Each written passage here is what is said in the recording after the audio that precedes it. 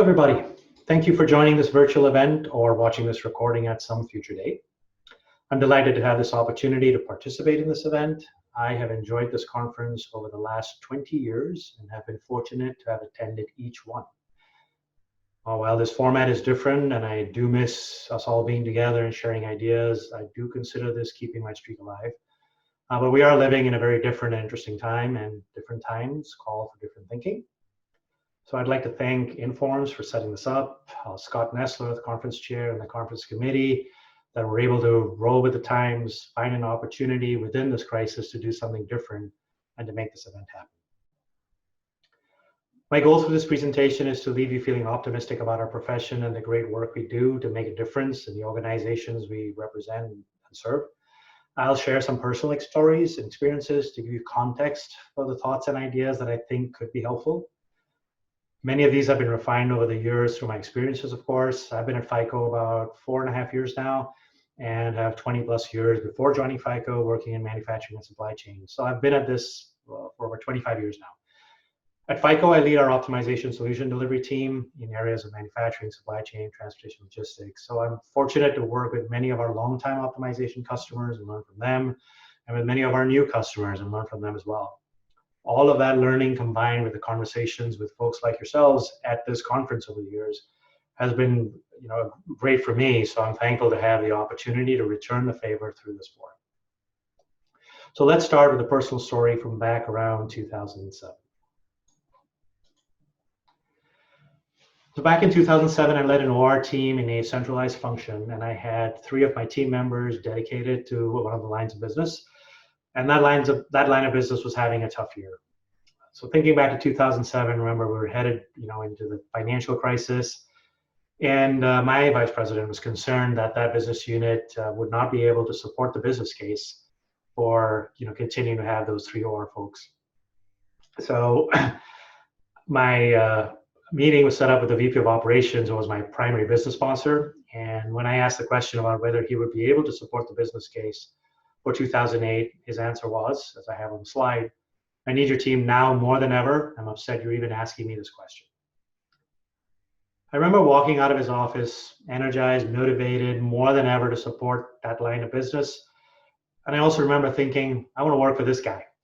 He wasn't an OR guy, but he appreciated what we could do. Don't get me wrong, my boss was very, very supportive too. But needless to say, I worked very closely with the VP of Ops over the next, 3 years. And fast forward 2010, with my boss's support, I actually moved out of the corporate OR team and joined that business unit as Director of Operations, Process and Technology, reporting to the VP of Operations. So obviously the sequence of events had a strong influence on my career trajectory.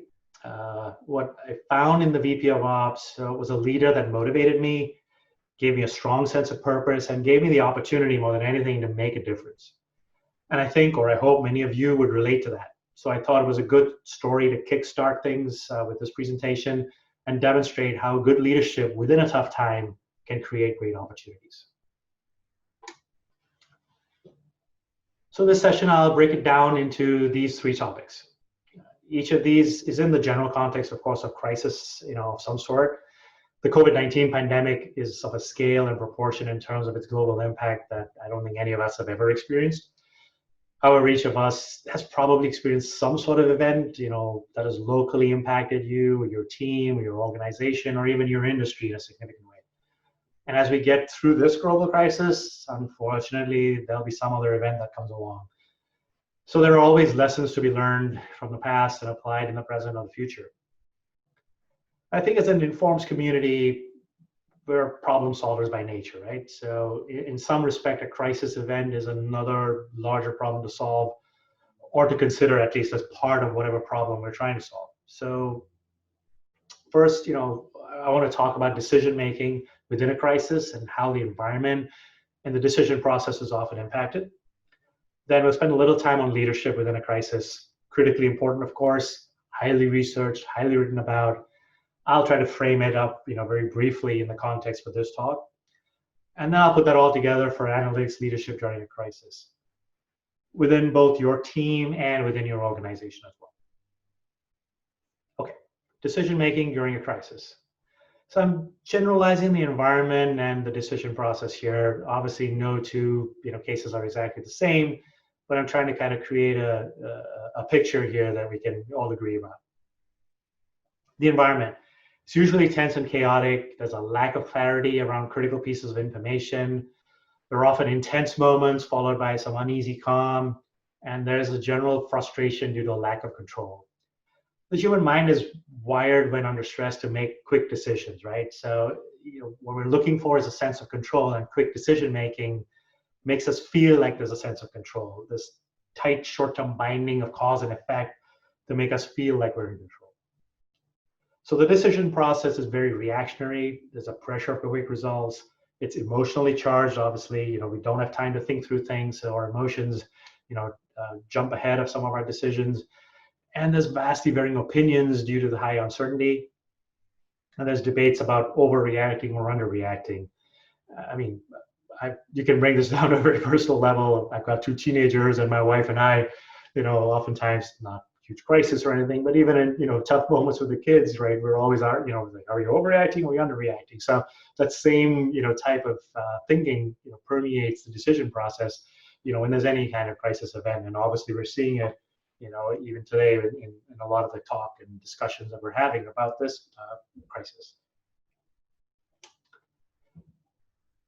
When we talk about challenges for analytics teams, though, I think there's sort of a special flavor of this, and there's a certain kind of conflict here, because there's really no time for methodical analysis, and we are so trained for methodical analysis, right? Yeah, there's this bias reaction which pushes back on detailed analysis, and there's possibly limited good data for good analysis. Existing models probably weren't calibrated for the crisis. I read a news story I thought was very interesting. Funny in a sad way, actually.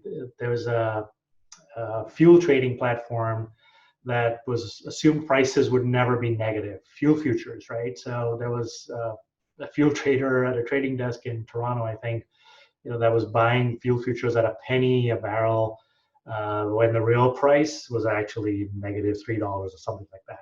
Terrible situation, of course, but it's just a classic example, right? Of you really got to be careful. If the systems I'm using, forget complex, models, just pure transactional systems, are they actually built for the times you're in? And crisis thinking is often different, right? We've already talked about that a little bit. This bias for action, and oftentimes this bias for action could prolong the crisis, right? So any suggestion to slow down is misunderstood as inaction. And counterintuitive solutions, which optimization models, for example, are often very good at, and we cherish those. They're like, wow, this is so cool, right? But anything counterintuitive is viewed as unsupportive at that time because it just kind of gets in the way of this rush to make a decision. And by no means am I suggesting that this is easy to avoid. Let's even take, sure all of us have worked on, some pressure project, right? And you're behind and you're trying to get things done. And there's an option at some point to say, hey, should we bring in more resources? And that sounds like a good idea, but wait a minute, if I bring in more resources, then I've got to slow down and spend time training those resources, or giving them information so that they can contribute to the project, which is going to slow me down even more. So there's this tension of, oh my God, I'm already behind, I can't slow down now, I'm just going to muscle through it, and we'll get through it.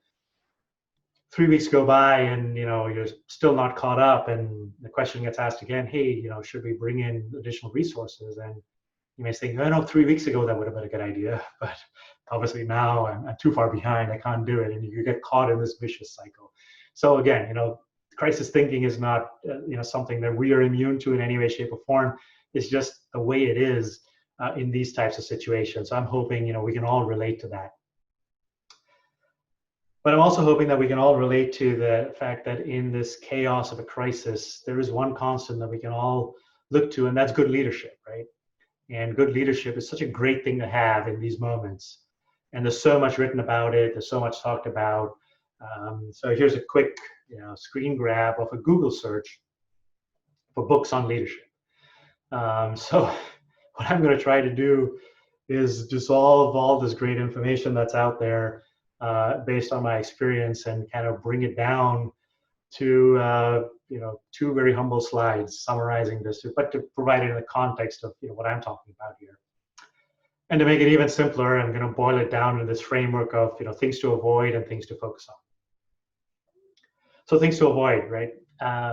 Overreacting, either both negatively or positively. I think people are generally looking for a leadership within a crisis for balance, right? You definitely want to acknowledge the good and you want to acknowledge what's not going well. But at the same point in time, you want sort of that stable balance so that it's something that people can look to for stability, because there generally is a lack of that around them. Unnecessary or too many changes. But that's kind of ties into that first point.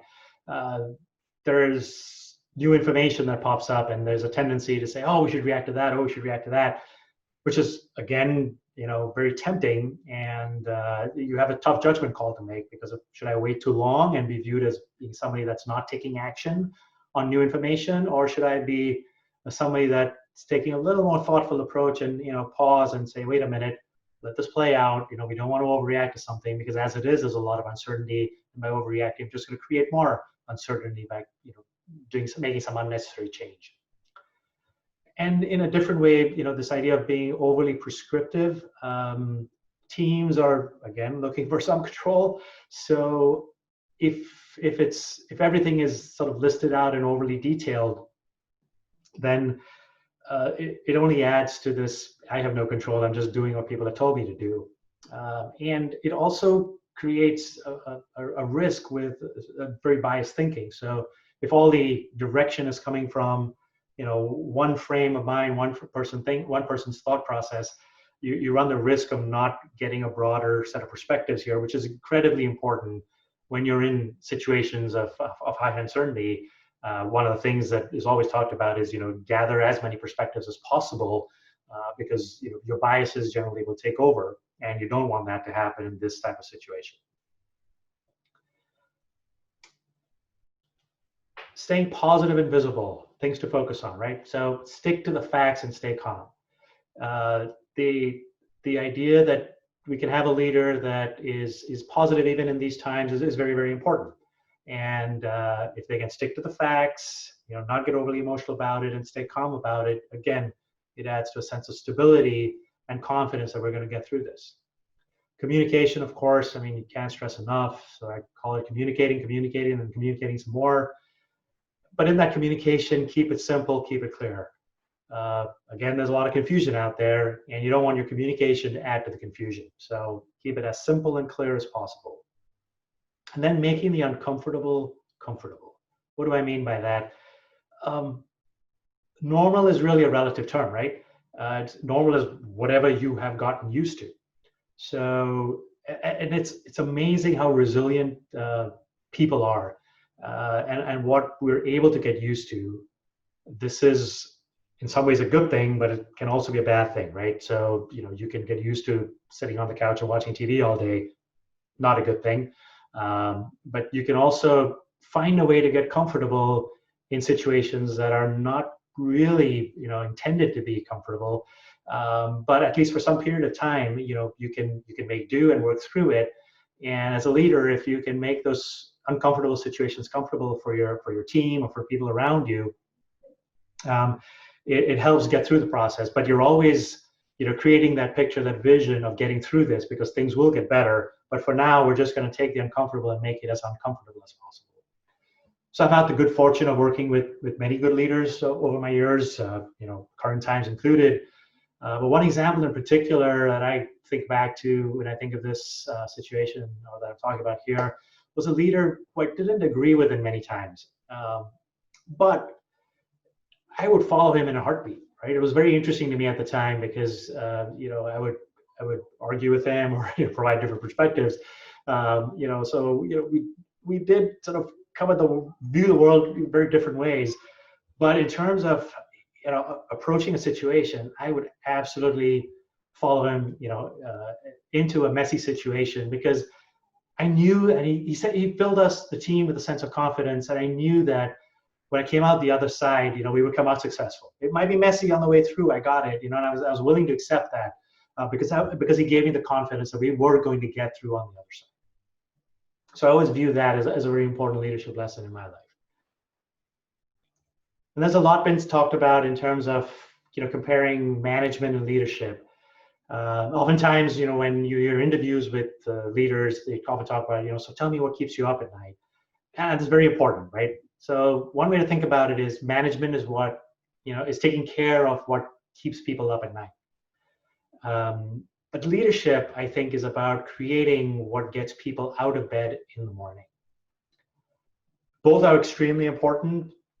Everybody wants a good night's sleep. So the management piece is very, very important. But leadership is what kind of gives you that sense of purpose and looking forward, and the comfort, the vision, the confidence to be able to get through whatever situation you're in. And that's why I think leadership is about creating what gets people out of bed in the morning. And I think back to a seminar I was at many years ago, and there's a CIO who was leading a turnaround effort at the company he was at. Obviously, he had a lot of things to worry about. And he said he worried about, what needed to be managed on his way home from work. He worried about it when he was home. He worried about it on his way to work. But the point that he brought up that always stuck with me was once he walked in the door at work, he was not focused on managing. He was focused on leading, supporting and inspiring his team to get to where they needed to get to in order to get through this turnaround effort that they were all part of. And I thought it was a very important lesson to me, and I've always remembered that. So now let's talk about analytics leadership during a crisis. And let's start by focusing on, within your team. Things to avoid. The no data trap. What does that mean? I had a very recent example of this. I fell victim to it myself. So we had a potential client who called in, spoke to one of our folks, who then set up an internal meeting. So I was getting this information secondhand from somebody, and they're in the healthcare business, and the comment that stuck with me was they want to do something for supply chain, but they have no data. And very quickly I was like, if they have no data, what can we do? I mean, it's really, I'm not in the data collection business, so I'm not sure how getting on the phone with this gentleman, I mean, how can we really help?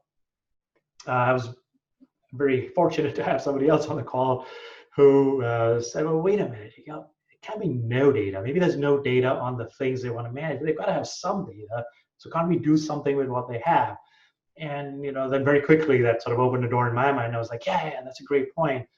They're obviously performing services. They're billing patients. They're paying vendors.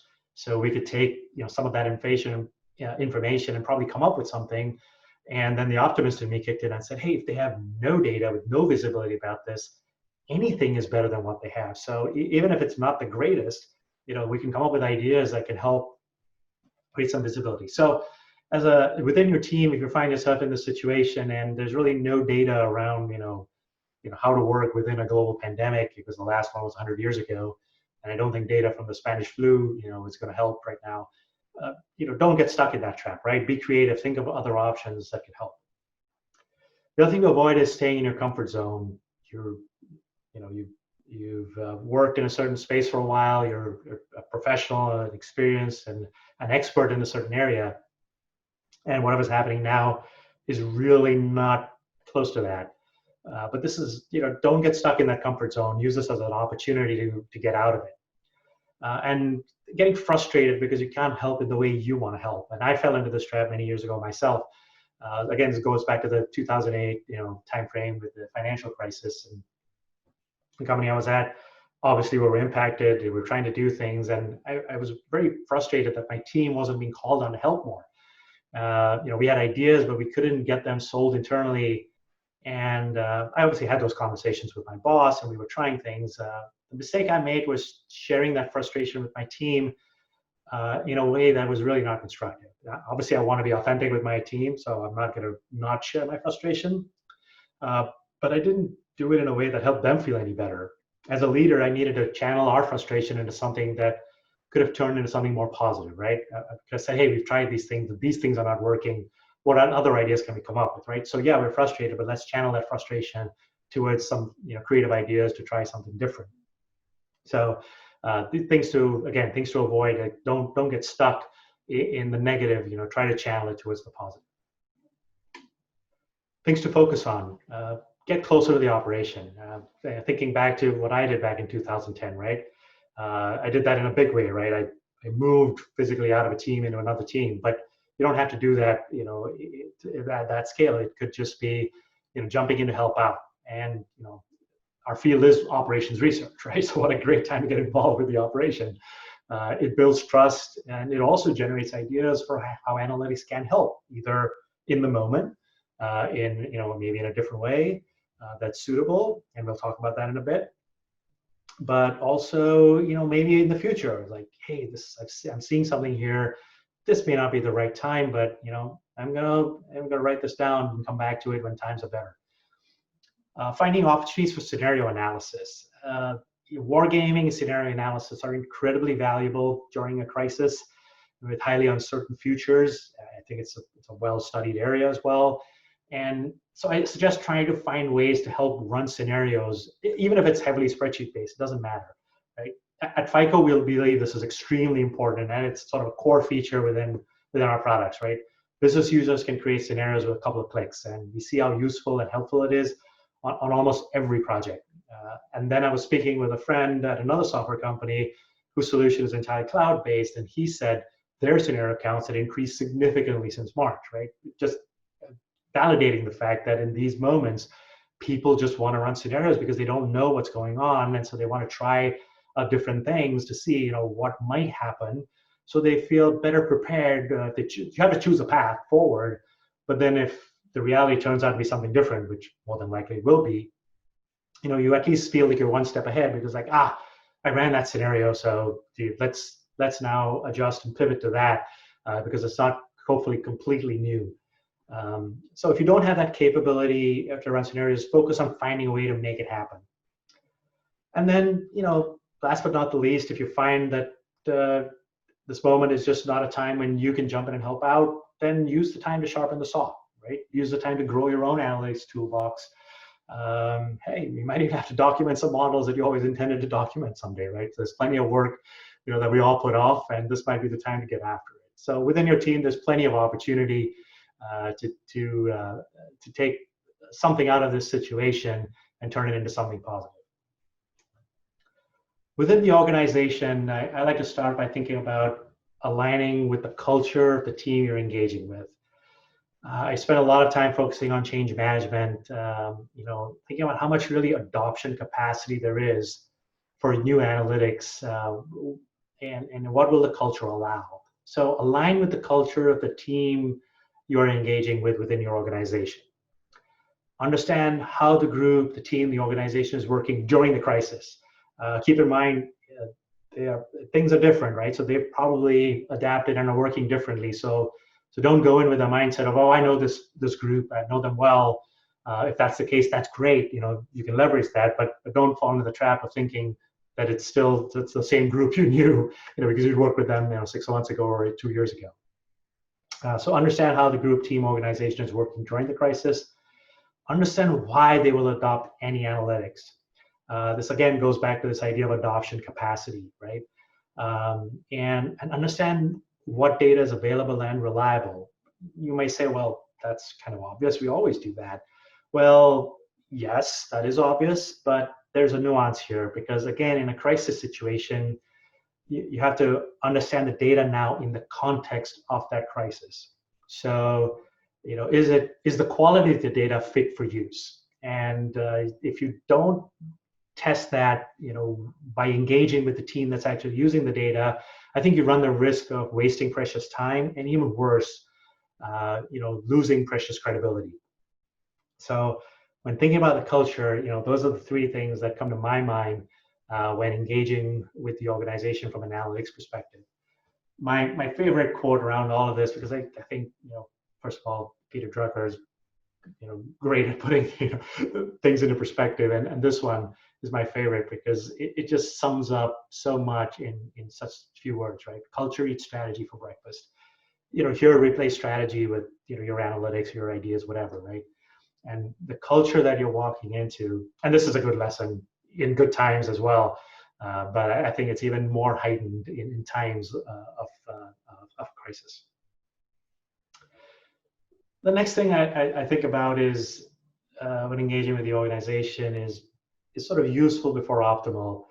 And I think that's a special point I like to make with the audience. I think that's out there today listening to this. You know, we obviously want to create great solutions that are optimal, but within a crisis moment, useful is far more important, right? It's okay to cut corners. It's okay to use heuristics, whatever it is, right? You know, get close to frontline execution to help solve the right problem. You know, it could be a spreadsheet. It could be anything, right? Get that engagement and do something to solve a problem, because solving a problem, you know, earns trust faster than anything else, right? Walking in their shoes, doing something versus talking about it is the best way to kind of earn trust and earn a seat at the table, which is really what you're looking for in order to contribute some more. And be sensitive to the politics of analytics, which can change during a crisis. And this is a little self-serving here because I have an article that was in Analytics Magazine and a link to a blog post on the FICO website around the politics of analytics. It's a topic that I'm very passionate about and very important in creating adoption for solutions. But again, in sort of there's sort of a crisis version of this as well when you think about it. And aligning with the culture is one of the key topics that I bring up there. And there's a few other, I think, good ideas in there as well that I think could be helpful when you think about coming up with something useful within this moment. Another good quote here that I love, and it really sort of changed my perspective on things back many years ago when I thought caring meant bringing my expertise to the table. I cared deeply about helping, and I always did it in terms of trying to bring the skills I had, the capabilities I had, you know, to the table and leading with that. But I think what I missed was captured in this quote. They don't care how much you know until they know how much you care. Once I learned that lesson, I spend a lot of time on the front end, making sure whoever I'm engaging with in whatever capacity, doesn't matter, they understand that I care about the problem, not just from an analytical perspective. I care about the problem more from a human perspective. And then, you know, we'll get to the analytics, you know, after that. So they don't care how much you know until they know how much you care. And I think, you know, thinking about useful before optimal is a great way to demonstrate that as well.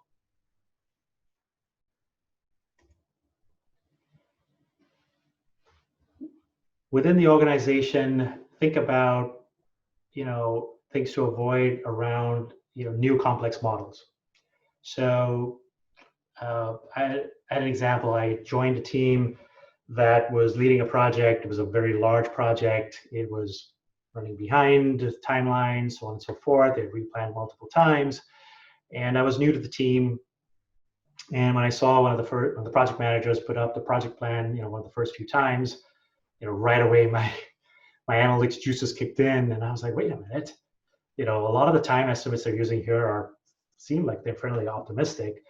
You know, just throw some Monte Carlo simulation on top of this, and you know, we'd have a much better plan. We'd have an understanding of the risk associated with the plan, the probability that the plan will be successful. Oh my God, I'm going to be able to contribute right away. And that was a big mistake. I didn't spend the time understanding the culture, what was going on, and when I presented the idea, it fell very flat. And it was kind of like, you know, go back and sit back down. You know, you're the new guy on the team. You know, thanks a lot. You know, but we'll talk to you later. And I really missed some of the lessons that I talked about on the previous slide. It was good work. You know, I think it was helpful, but it didn't help in that moment. And there were other things going on where you know, presenting a solution into a somewhat political environment where you were going to say, oh, and here's our plan, and the chance of success is only 15%, wasn't going to fly, right? And the feeling was that if they had provided more time within the plan, the work would just, you know, take up whatever time there was, right? So actually creating a plan that was to some extent optimistic, maybe not unreasonable, but highly optimistic, you know, put pressure to kind of created a forcing function, if you will, to focus on really what was most important and kind of and continue to move the project forward. And I missed all of that. Another thing to avoid is ideas that cannot be accomplished, within crisis timelines. So the idea has to kind of fit the timing, fit that reactionary mode to some extent, at least to even get your foot in the door before you can ask for more time to maybe come up with something a little more sophisticated. But don't come up with ideas that just can't be accomplished within time that's in front of people. And then being overly analytical, which I think kind of goes back to my first example about the Monte Carlo around project risk. There are things that can be done in quick ways that are probably more appropriate. So avoid those three things for sure. Things to focus on, building trust, right? So it goes such a long way. It goes back to the quote. Delivering something useful is the best way to create trust. Sharing data that you can access maybe more easily than others. It's just a simple idea. Nobody wants to be, the data guy, like, oh, sure, I'll run queries for you, download it and email it to you. But in a crisis situation, if that's what you got to do, that's what you got to do, right? Do it. It's a way to get engaged. Most times, in my experience, analytics teams have found ways over the years to get to data that a lot of people have a hard time getting to. So, hey, leverage that, right? So what data do you need? Oh, wait, I know some interesting sources. Let's make sure that the quality is appropriate for the decisions you're trying to make, right? But let me help you try to get to some data. People that have access to data are often, a gold mine, right? In any project, like, oh my God, yeah, go talk to Zahir. He knows where to get the data, right? So be the data person. That's okay.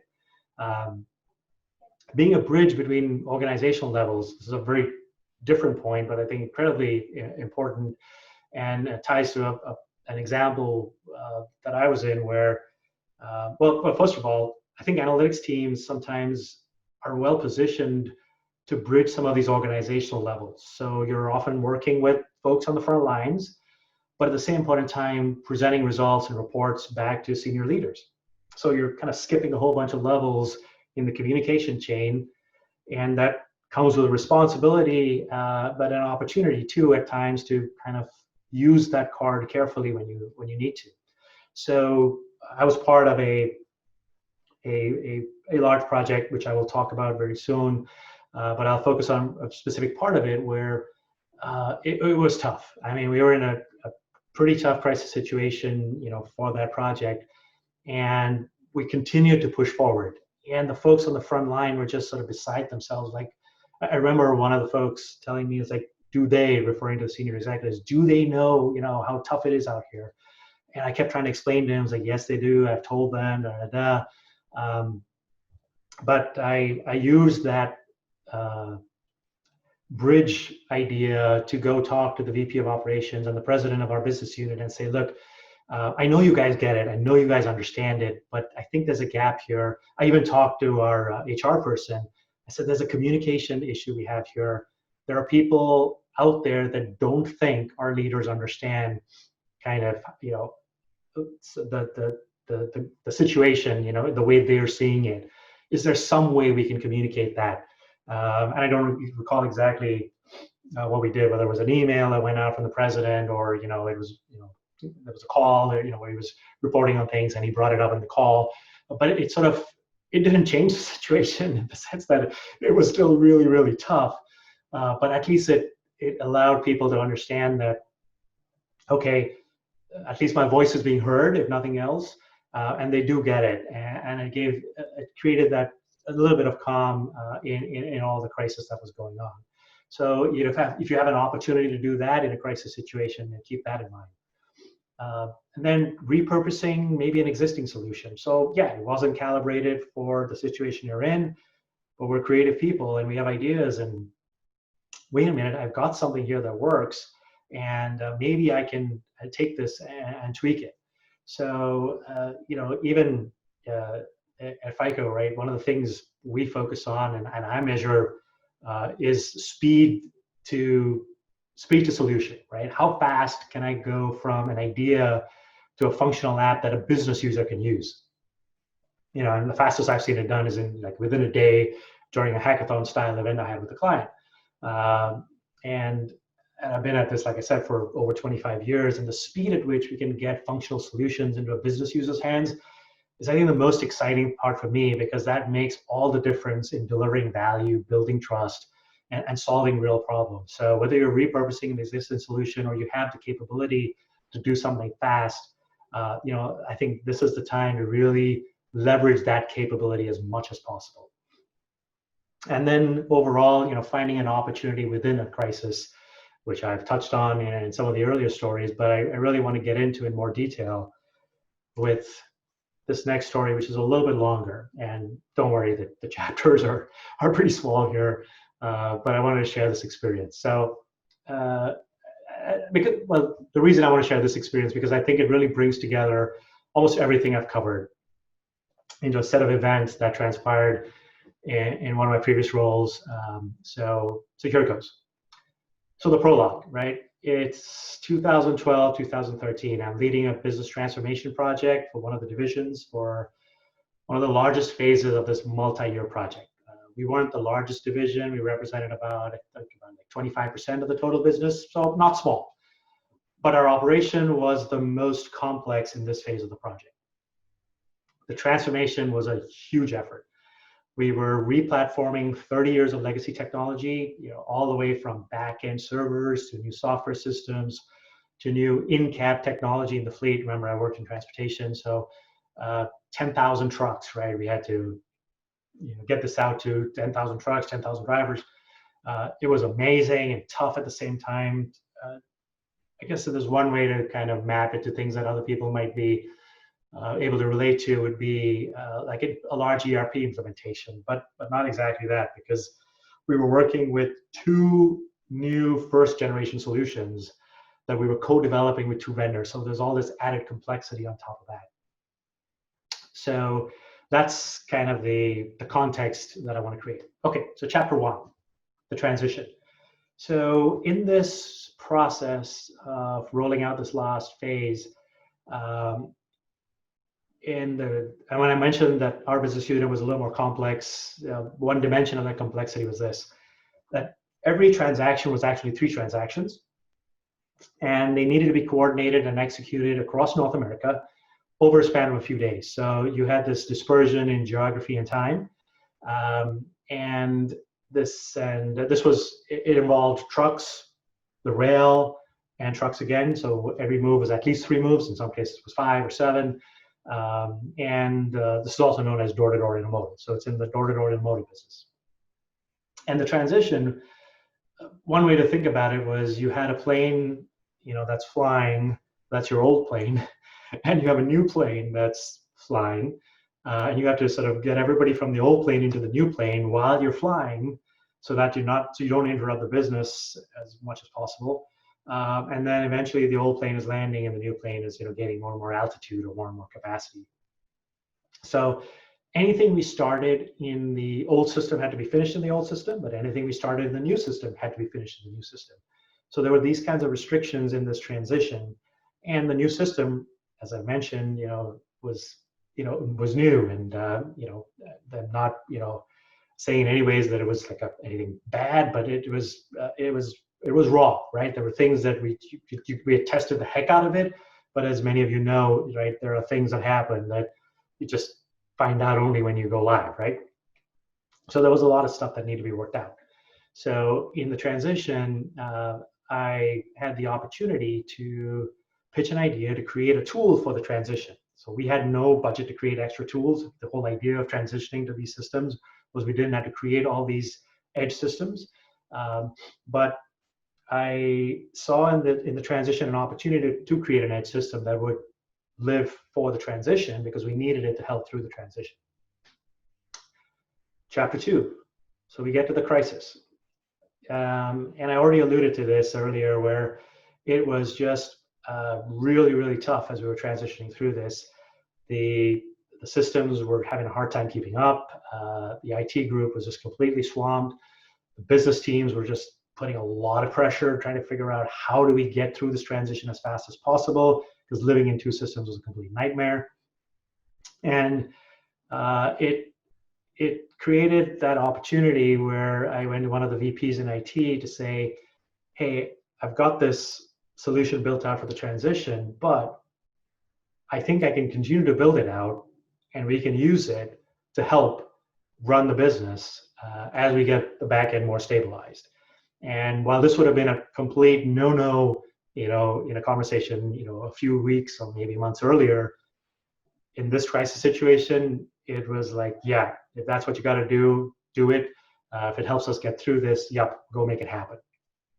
So that gets us to chapter 3, the recovery. So I took that opportunity to take that ed system and continue to build it out. And we were, three people building it out with a cast of characters, of course, enabling and helping it. But it was a very small group that was taking it and just iterating through, we were doing releases like every 2 days on adding new functionality that was getting the operation in a state where they could use it more and more and more, where it became something that they could leverage and save their day and save the situation actually. So it turned out to be a great opportunity, great example of something that turned out of a crisis into a solution, which gets us to chapter 4. This architecture then actually became the de facto architecture. So we continued along with it for a while, but then the other business unit said, hey, that's really what we need. And once they got through the foundational stuff, they invested in a new ed system that actually was essentially architected the way we had it, but they had a larger IT effort around it and got that built out. So this created that foundation for the long-term solution. So the epilogue, the end of the story, fast forward to actually just a few months ago, I reached out to one of my old friends. I hadn't talked to him in a while. He was actually one of the first truck drivers that I had the opportunity to ride along with in Chicago. A great guy, really taught me the business from, the business view, like through the windshield and how things operated. And then over the years, he moved into the office. Actually, he was one of the first truck drivers actually that we brought into the new system. And to this day, he, blames me for that. And then he moved into the office and worked as a fleet manager, dispatcher, and then actually moved up to corporate and currently is a network planning manager. And when I talked to him just a few months ago, he said, hey, by the way, remember what you guys built out? They finally retired it and replaced it with the new thing. So it was amazing that it had even lasted that long.